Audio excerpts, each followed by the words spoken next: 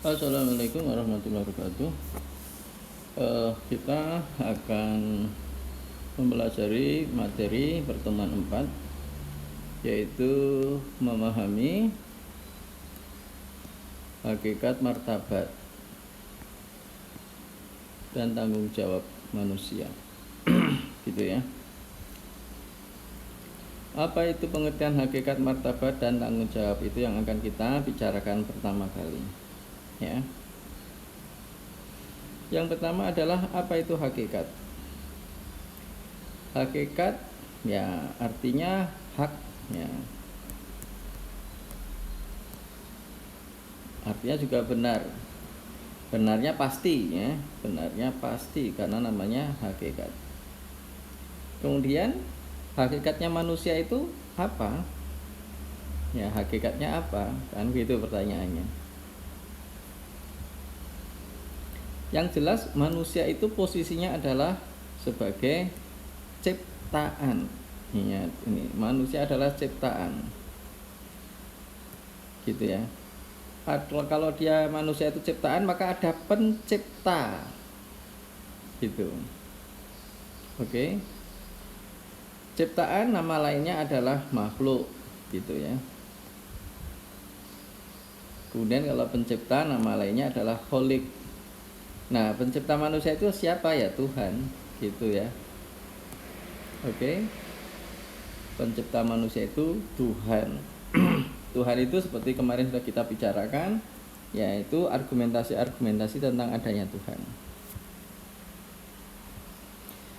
Oleh karena manusia itu posisinya adalah sebagai makhluk, maka dia harus mengikuti perintah Tuhan, begitu.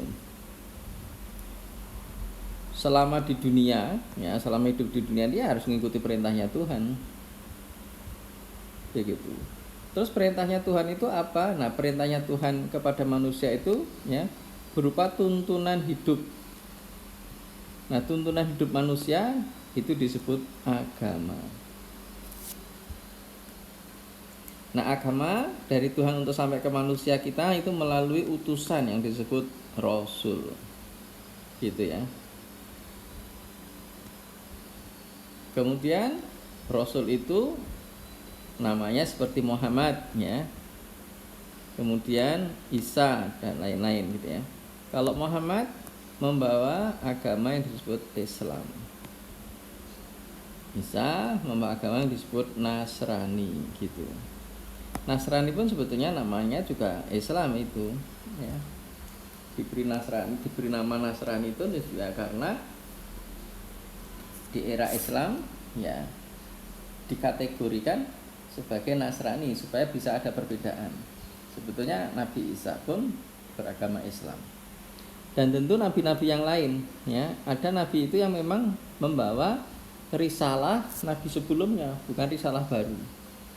Jadi Nabi Musa itu membawa risalah yang disebut dengan kitab Taurat ya. Untuk kemudian ke bawah-bawahnya begitu. Kemudian Nabi Harun pun bawa Taurat, Nabi Isa pun bawa Taurat dan Injil gitu ya. Nah, ceritanya begitu. Nabi sebelum Musa menggunakan tuntunan-tuntunan yang dibawa oleh Nabi Ibrahim misalnya begitu. Oke. Jadi hakikatnya manusia itu yang perlu diketahui adalah manusia itu hakikatnya adalah sebagai ciptaan. Maka posisinya sebagai ciptaan dia harus taat pada penciptanya dalam semua aspek kehidupan di dunianya ini. Oke. Itu makna dari apa kata hakikat. Yang kedua, ya, makna martabat. Untuk ini coba kita perhatikan contoh kalimat, ya. Anak harus ya menjaga martabat orang tuanya. Oke. Anak harus menjaga martabat orang tuanya. Maka kata-kata martabat di sini ya dikaitkan dengan anak harus menjaga orang tuanya, maka martabat bisa dimaknai sebagai kehormatan. Bisa juga artinya harga diri. Gitu ya. Kehormatan harga dirinya siapa? Ya manusia. Begitu ya. Konsepnya begitu. Dan memang manusia sebagai ciptaan Tuhan itu memiliki kemuliaan yang terhormat, ya, tinggi begitu. Kenapa? Karena dia ciptaannya Allah. Martabatnya tinggi. Begitu. Kenapa kok bisa begitu? Karena dia punya akal. Ya. Manusia punya akal. Dan dengan akalnya itu manusia kemudian memiliki kemuliaan karena dia bisa berinovasi, ya. Karena akalnya bisa digunakan untuk menganalisis bagaimana yang baik, bagaimana yang enak, bagaimana yang mudah, bagaimana supaya tidak sakit, sehat terus dan seterusnya. Nah, akal inilah yang mengantarkan manusia memiliki martabat yang tinggi.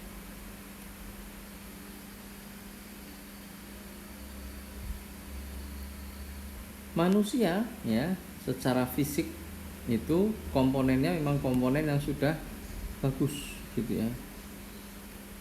Oleh karena dia komponen yang bagus dan strukturnya yang bagus, maka dia dihormati, ya, sebagai ciptaan Tuhan yang terbaik.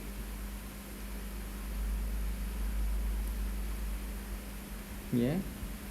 Tapi bisa juga dari ciptaan yang terbaik tersebut, maka hati manusia merupakan aktiviti, ya, yang dimiliki oleh manusia untuk hidup dengan baik, ya. Supaya hidup dengan baik, maka manusia harus memperhatikan bagaimana keadaan tubuhnya. Manusia itu sebagai secara fisik sebagai dihormati sebagai ciptaan Tuhan yang terbaik, begitu ya.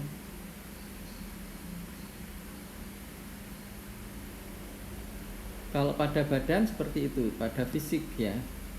Kemudian kalau pada hati, ya, maka yang terbaik itu nanti wujudnya berupa apa? Hidayah.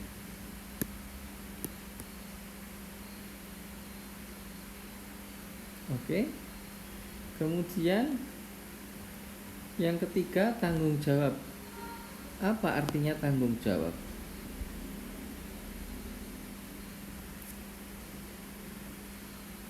Sebagai contoh kalimat, ya, sebagai direktur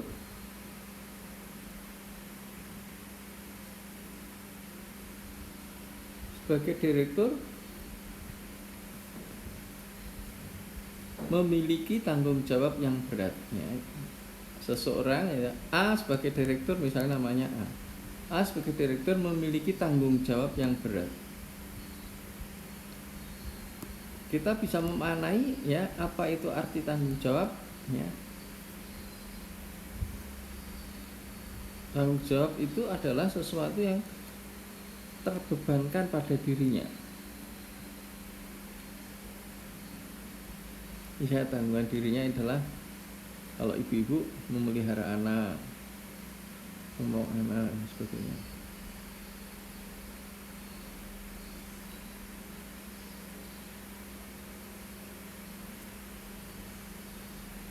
Oke.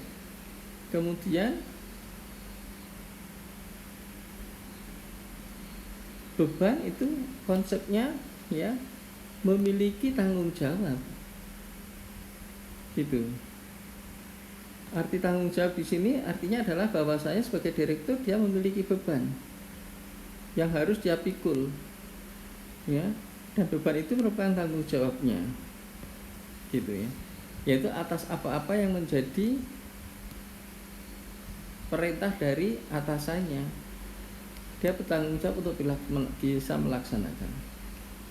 Contohnya di sini adalah apa tanggung jawabnya orang tua?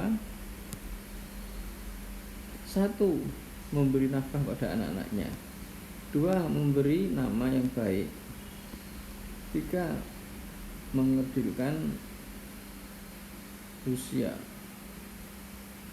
Kemudian mendidik anak, menjaga kesehatan keluarga. Tapi nanti kalau setelah dewasa, ya harus dilepas. Ini saat tahap awal-awal saja. Kalau pesanan yang pertama itu sudah selesai, maka benar dan Apakah orang tua itu sudah melaksanakannya dengan baik, ya, sudah benar atau belum? Nah itu ya. Dan pada saat seperti ini kita mengenal bahwa semua manusia itu memiliki tanggung jawab. Ya, selama manusia itu masih normal, otaknya berfungsi dengan baik, maka dia memiliki tanggung jawab di dalam hidupnya. Terima kasih.